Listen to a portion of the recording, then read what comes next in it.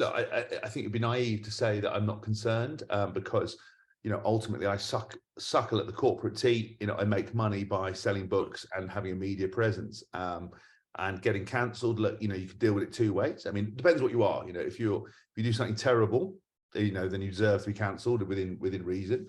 And you know, but that's a pretty, you'd have to do some pretty extreme stuff. You know, I think writing something somebody doesn't like, or calling someone a prick, you know, whatever, or you know, getting caught for something you did ages ago, and then, you know, sort of being, you know, be able to say, look, I've learned from that. This is what happened in the past, and that's a big message in the book. You know, you can't forget what happened in the past, but it's the past for a reason. So we learn from it. We don't go back and try and eradicate it and change it. You can't go and erase colonialism. You can't go and erase things that have happened. What you can do is go, wow, that was awful.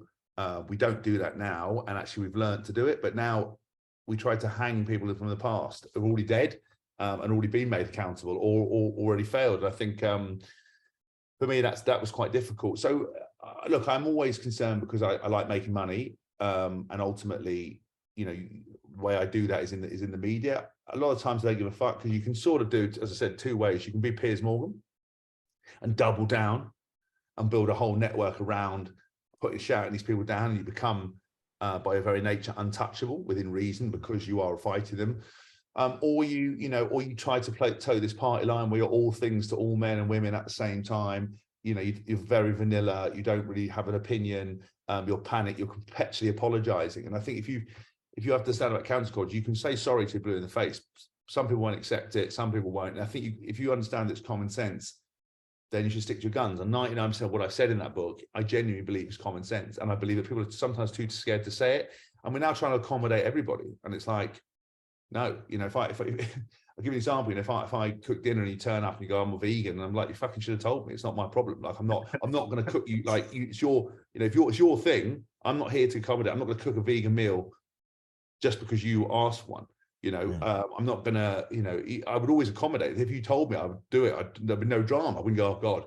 I just think lots of times we now have to go at the pace of the slowest man, and life does not work like that in any way, shape, or form. Because, you know, I can post about coffee and someone will go, well, I like tea.